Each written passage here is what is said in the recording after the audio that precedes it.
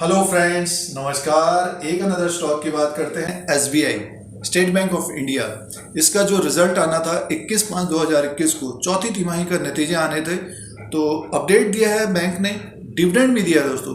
क्या डिविडेंड दिया है उसको भी चेक कर लेते हैं। और सबसे पहले इसके आंकड़े देखते हैं, किस तरह का रेवेन्यू, प्रॉफिट और ग्रॉस एनपीएज और नेट एनपीएज में क्या कमी आई है उसको भी चेक कर लेते हैं। आइए सबसे पहले इसके आंकड़े देखते हैं और उसी के अनुसार एनालिसिस और विश्लेषण करते हैं। दोस्तों, YouTube चैनल पर बने रहने के लिए सब्सक्राइब और बेल आइकन को प्रेस करिए। आप लोगों को YouTube की तरफ से नोटिफिकेशन मिलता है जब भी नया वीडियो अपलोड होता है।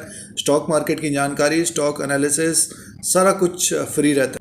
एसबीआई ने Q4 का जो रिजल्ट दिया है दोस्तों, उसके आंकड़े देख लेते हैं, नंबर्स देख लेते हैं। और देखिए, ये Q4 FY21 का रिजल्ट है। करोड़्स में नंबर्स हैं। ये कॉलम की बात करते हैं, Q4 FY21 का ये कॉलम है, Q3 FY21 का ये कॉलम है दिसंबर का, और Q4 FY20 का ये कॉलम है, तो एक साल पहले का। तो तीनों कॉलम्स को देखते हैं, क्या रेवेन्यू रहा है और प्रॉफिट क्या रहा है। और साल दर साल के हिसाब से देखें तो परसेंटेज के हिसाब से ये कॉलम का है, और क्वार्टर टू क्वार्टर के हिसाब से ये कॉलम का है। तो बड़ी आसानी से देखते हैं, जो भी शेयर होल्डर्स के पास एसबीआई का स्टॉक है।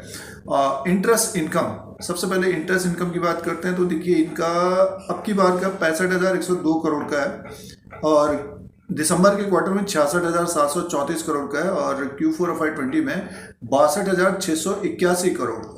क्वार्टर टू क्वार्टर के हिसाब से माइनस में है ये 2.45 का, और साल दर साल के हिसाब से देखते हैं तो 3.86 का बढ़ के आया है। अब इनका इंटरेस्ट एक्सपेंसेस की बात कर लेते हैं। तो देखिए, अब की बार है 38,035 करोड़ का हुआ है Q4 FY21 में, और Q3 में दिसंबर के क्वार्टर में 37,915 करोड़ का, और Q4 FY20 में 39,914 करोड़ का। यानी मीन्स साल दर साल के हिसाब से देखते हैं तो इन्होंने एक्सपेंसेस में थोड़ा सा कम किया, अब की बार माइनस में किया ये, और 4.71 का किया है अब की बार का क्वार्टर में के हिसाब से। पिछली बार ज़्यादा किया था इन्होंने एक्सपेंसेस।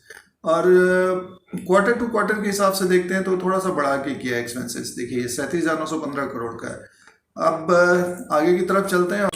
एसबीआई का नेट इंटरेस्ट इनकम रहा है दोस्तों, और ये रहा है 27,067 करोड़ का Q4 FY21 में, और Q3 FY21 में 28,820 करोड़ का रहा है, और Q4 FY20 में 22,767 करोड़ का।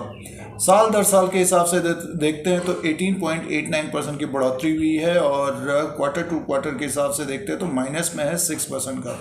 साल दर साल के हिसाब से अर्निंग काफ़ी अच्छा आया है, और क्वार्टर टू क्वार्टर के हिसाब से माइनस में। तो आगे की तरफ देखते हैं।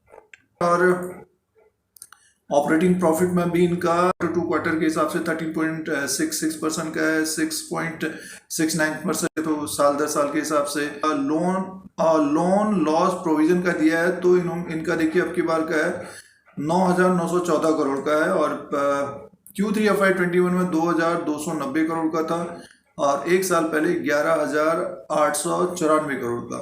तो एक तरह से देखते हैं पिछले साल के अनुसार 16% का माइनस है, बट क्वार्टर के हिसाब से देखते हैं, मीन्स दिसंबर के क्वार्टर के हिसाब से देखते हैं बढ़ के आया है।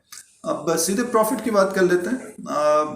प्रॉफिट आफ्टर टैक्स, तो प्रॉफिट आफ्टर टैक्स का है इनका Q4 FY21 में 6,451 करोड़, 6,451 करोड़ का है अब की बार, और पिछली बार था दिसंबर के क्वार्टर में है 5,196 करोड़ का है, और Q4 FY21 में 3,581 करोड़ का। तो पिछले साल के अनुसार तो जबरदस्त एक तरह से रिटर्न हुआ है इनको। साल दर साल के हिसाब से 80% का है, और क्वार्टर टू क्वार्टर के हिसाब से भी अच्छा रिटर्न मिला है, 24.14 का है दोस्तों।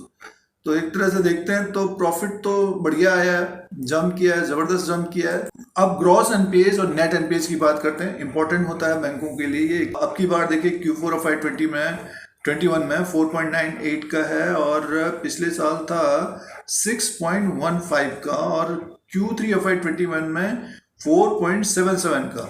और नेट एनपीएस को देख लेते हैं नेट एनपीएस में 2.23 का था और अब की बार है 1.50। तो साल दर साल के हिसाब से एक तरह से ग्रॉस एनपीएस और नेट एनपीएस कम हुआ है और बैंक के लिए अच्छा है।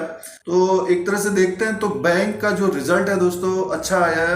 एक नज़र डिपॉजिट्स में देखते हैं तो देखिए 13.56% का ग्रोथ है साल दर साल के हिसाब से और एडवांस में इनका रहा है। और देखिए होम लोन में जो domestic advance has grown by 10.5% का है और नेट एनपीएस हम लोग ने देखा ही है 1.50 का नेट एनपीएस होगा, ग्रॉस एनपीएस 4.98 का, जो बहुत इंपॉर्टेंट होता है, कम हो रहा है ये। और बैंकों का भी कम हो सकता है जिनका भी रिजल्ट नहीं आया है। बैंक ऑफ बड़ौदा है, इंडियन बैंक है, even Punjab national bank, union bank, तो उनका भी ग्रॉस एनपीएस नेट एनपीएस कम होगा। तो स्टॉक आने वाले समय में तेजी की संभावना रहेगी। आगे की तरफ देखते हैं तो पीसीआर में इंप्रूवमेंट हुआ है, 87.75 का इंप्रूवमेंट हुआ है प्रोविजन को कवरेज रेशियो में। स्लिपेज रेशियो का भी डिक्लाइन आया है।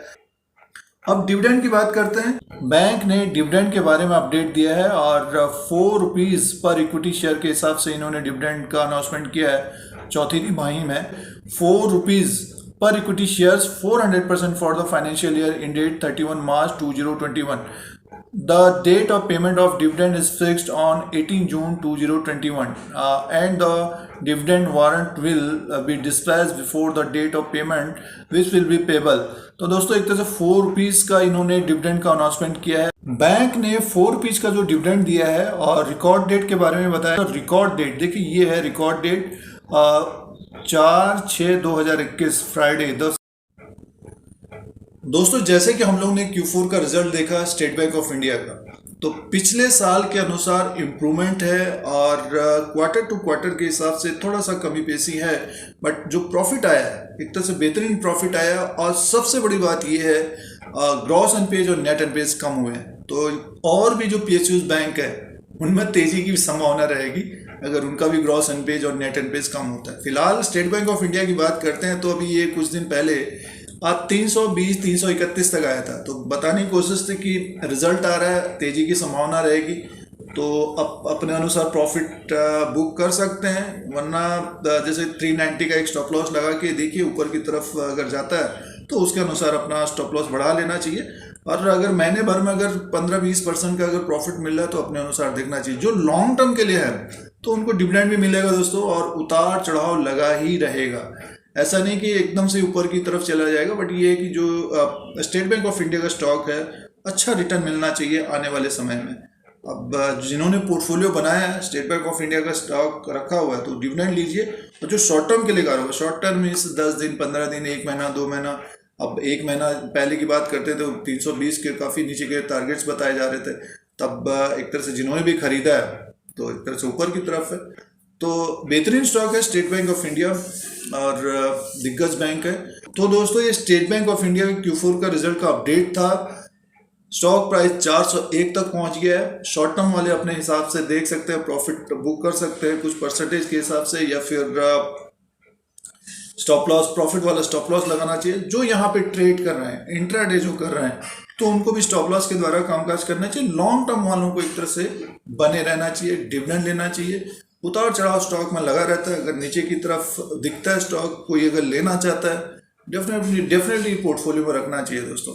तो ये अपडेट था। YouTube चैनल पर बने रहने के लिए सब्सक्राइब और बेल आइकन को प्रेस करिए। आप लोगों को YouTube की तरफ से नोटिफिकेशन मिलेगा जब भी नया वीडियो अपलोड होता है। स्टॉक मार्केट की जानकारी, नॉलेज, सारा कुछ फ्री मिलता है दोस्तों। फिर कोई नया वीडियो लेके आएंगे। आज के लिए इतना ही, धन्यवाद।